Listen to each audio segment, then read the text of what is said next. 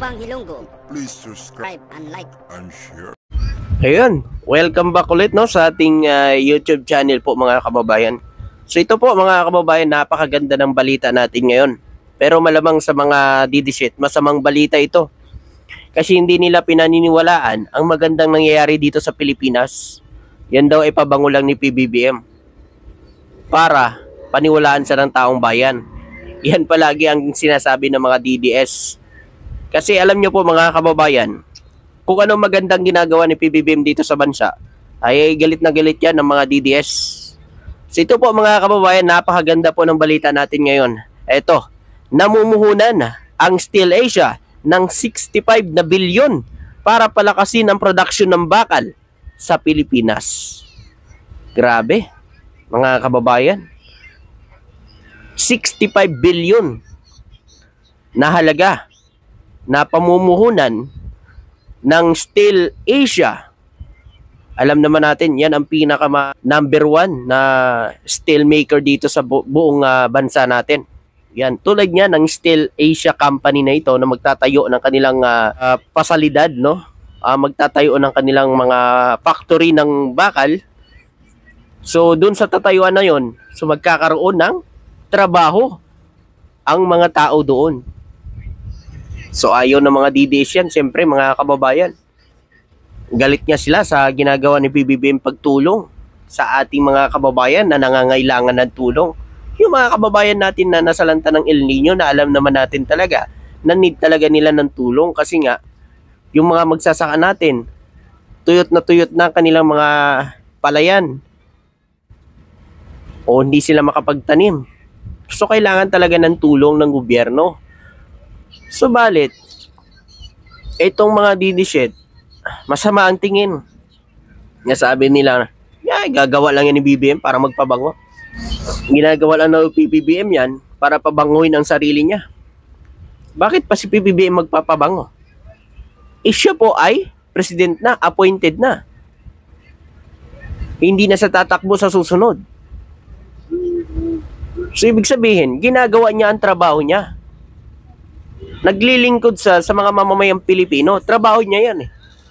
Tapos sasabihin mo, ginagawa niya lang pabango, binabayaran ng pera ang mga Pilipino para hindi magalit sa kanya.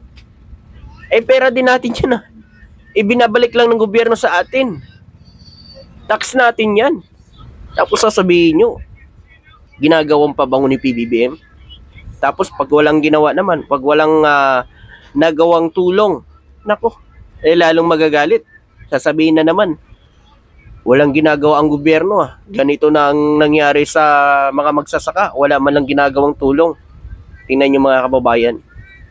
Diba ang sagwa? Kasi sila naman talaga ang laging nagre-reklamo. Dati mga kababayan, mga dilawan. Subalit, ang mga dilawan po ay umanib na kay PBBM. Kasi nga, nakikita nila maganda ang ginagawa ni BBM sa bansa eh. Ito po mga kababayan, ipakita ko po sa inyo ang sabi ni Lini Robredo na dating katunggali ni PBBM na talagang kalaban ni PBBM na alam naman natin nung eleksyon ay talaga grabe din tumanira kay PBBM eh. Pero wala, hindi pa rin nanaig eh. Talagang ang suporta ng taong bayan ay talaga kay PBBM kasi naniniwala ang taong bayan na si PBBM lang ang kailangan ng bansa. So ito po mga kababayan, no, nasa tamang landas ang Marcos administrasyon. Tingnan nyo. Pinklawan yan mga kababayan o dilawan. Talagang sila po'y nakiisa dahil nakikita nila nasa tamang landas si PBBM sa Pilipinas, sa ginagawa niya sa Pilipinas. Malamang kung yan po ay mali ang ginagawa ni PBBM malamang nag-ano na rin yan eh. Nag-rally na rin yan eh. O bakit kasi yung mga nakaraang administrasyon bakit po sila kumukontra ngayon kay PBBM? Hindi naman sila inaano ni PBBM. Ginagawa lang ni PBBM ang kanyang trabaho. Buti pa si Leni suportado si PBBM pero nakaraang administrasyon pinokontra si PBBM. Puro paninira. Bakit kaya? Di kaya natatakot kayo na pumasok ang ICC kasi baka mabulgar ang ginawa nyo noon? Kung wala naman kayo ikakatakot, bakit naman kayo magrarally dyan na gusto yung patalisikin si PBBM? Kasi biruin nyo po mga kababayan ang mga rally nila lagi nilang sinisira si PBBM bakit ba sila nagrarally? Hindi naman sila inaano ni PBBM. Wala namang sinasabi si PBBM na masama sa kanila. 'Di ba? Ginagawan pa nila ng issue kung ano-anong binabatong paninira kay PBBM.